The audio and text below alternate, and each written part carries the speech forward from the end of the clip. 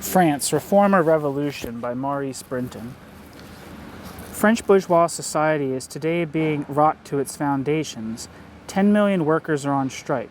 Factories, building sites, shipyards, shops, schools, and universities have been taken over by those who work there. The whole transport system is at a standstill. The red flag has been hoisted over railway stations and state theaters, pit heads, and sedate educational establishments.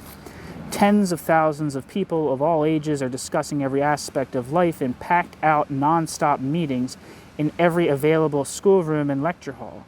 Even the peasants are moving, driving their tractors into the marketplace of country towns and challenging the authorities. The police force is vacillating. Even the, quote, elite and, quote, paramilitary formations of the bourgeois state, the CRS, are being subjected to repeated drubbings in the streets. No one, quote, called, end quote, for this general strike. No one foresaw this tremendous upsurge of the masses, which caught all the traditional organizations of the, quote, left, end quote, with their pants down. The pent-up criticism, anger, resentment, and frustration of millions of young people against a society which treated them as objects is exploding in the greatest challenge to established French society since the days of the Paris Commune. In the circumstances, the demands put forward by different sections of the French, quote, left, end quote, are most revealing. The bourgeois politicians can see no further than a ministerial reshuffle.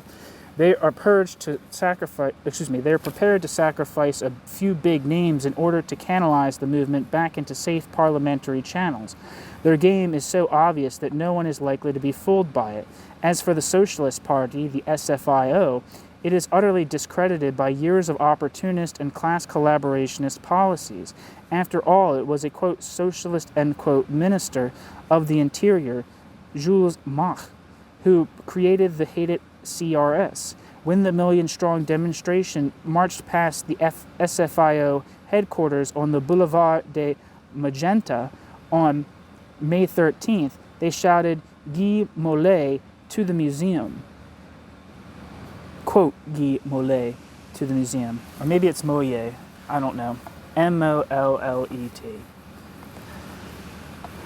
The Communist Party and the CGT have been dragged into a tornado which they had not foreseen, do not understand, and whose development has constantly escaped their control. From the outset, they have been more concerned about being outflanked on the left than in developing this tremendous mass movement. During the last 3 weeks, every issue of L'Humanité has contained denunciations of the students and warnings against, quote, provocateurs, quote, irresponsible elements, quote, anarchists, and, quote, Trotskyists.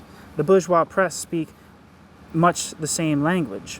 The communists refer to Cohn-Bendit, as one of the student leaders, as an agent of the CIA, while Prime Minister Pompidou hints that he is an agent of the Chinese. It seems beyond their combined comprehension that Cohn-Bendit might be what he claims to be, a, quote, agent of the Nanterre students.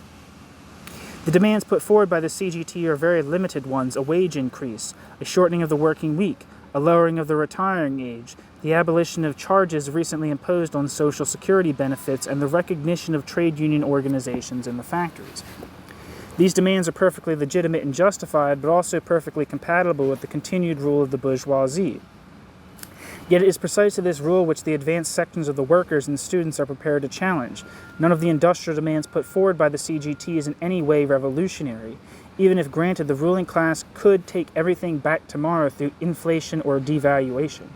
At the political level, the Communist Party sees no further than the replacement of the Gaullist regime by a, quote, popular front, end quote, led by Mitterrand, in which the CP would be, quote, adequately, end quote, represented. At a time when every social institution, from the lycée, or the high schools, to the football federation, from managerial authority in the factories to parliament itself, is being questioned and challenged, the Communist Party can see no further than a reshuffle of seats in the Palais Bourbon. The present movement started earlier this year at Nanterre, near Paris, when groups of students decided to challenge the essential assumptions of bourgeois education by direct action methods, direct action methods, interruption of lectures, holding political meetings on campus, etc. They proclaimed that they rejected the whole hierarchical structure of the university, its selection and examination procedures, its administrative methods, and more especially its function as a provider of industrial sociologists and psychologists whose purpose in life would be to help control and manipulate the working class. Confronted with this quite deliberate and openly admitted, quote, provocation, end quote, the state authorities committed 100 bureaucratic blunder after another. Where did I say get 100? Jesus Christ. Confronted with this quite deliberate and openly admitted, quote, provocation, the state authorities committed one bureaucratic blunder after another. Jesus Christ. Each of which was to permit the student movement to take another leap forward. The police were eventually called into the faculties, thus provoking the total and irrevocable disaffection of the whole student community. One of the traditional parties was really none of the traditional parties has. I gotta slow down. Take it easy, big fella. Sorry, I get hyper when I'm reading sometimes. None of the traditional parties has really grasped what the students were after, or rather, they grasp it only too well. None are prepared to face the implications of the student challenge, namely, that to explode the class basis of the university is to present established society with an intolerable threat. That is why the Communist Party still talks about the, quote, student agitation, end quote, in terms of, quote, bigger educational budgets, end quote, more teachers, quote, better facilities, end quote, etc., instead of describing its real and profoundly revolutionary content. This also explains why every attempt by the revolutionary students to link up with the rank-and-file workers now occupying the factories is being strenuously and physically opposed by the CGT apparatus. The students are talking about workers' power, about a free society, things which the bureaucrats do not want the workers to think too much about. At Nantes, a student delegation from Paris, sent to establish contact with an occupied factory, was handed over to the police by a group of CGT pickets who happened to be Stalinist hacks. These attempts at dividing the movement, successful at first, are beginning to break down as the students show, in action, their militancy and their readiness to pursue the struggle to the bitter end. It is this student militancy which terrifies every conservative layer of French society, from the readers of the Figaro to the elderly functionaries of the CGT. The students have shown that Gaullism is not omnipotent, that it is possible to fight back against the oppressive apparatus of the bourgeois state, that it is possible to pass from a critique of bourgeois education to a total critique, in action, of the capitalist state. Alone, of course, the students cannot change society, but student militancy has triggered off a massive working class response, compounded of sympathy, hatred of the police, and the advocacy of their own specific demands. The fate of the revolution now hinges on an unanswerable yet all-important question. Will the workers' objectives remain confined to improvement within the system? Or will the workers' objectives, like the students' objectives, will the workers, like the students, take up the struggle on a much broader front? Will the workers eventually struggle against modern bureaucratic capitalist society in all modern bureaucratic capitalist societies' multiple manifestations? Only if the workers undertake this far more difficult fight, a fight which no one can wage for the workers, a fight which implies a ruthless struggle against, quote, their own, end quote, organizations, will the revolution be successful in any real sense. Only on the basis of such a struggle will it become impossible for various bureaucratic leaderships to take the movement in hand again and lead it up a blind alley. What of the other groups to the left of the Communist Party? At a time when everything is still possible, when more and more people are realizing that the future will only contain what people put into the future, the imagination of many self-styled, quote, revolutionaries, end quote, remains caught up in the bureaucratic thinking of a previous epoch. The various Trotskyist groups fail to see the tremendous potentialities of the situation. The Trotskyists' main preoccupation is to establish their leadership over the mass movement. They all say that what is missing is the party, which they all interpret as their particular party. None of them have confidence in the ability of the workers or students to solve their problems without this kind of tutelage. Some call for the communists to take power, just as in this country they asked you to vote, labor, at the last election, in order to, quote, take the masses through the experience, end quote. Their economic demands only differ quantitatively from the Stalinist demands.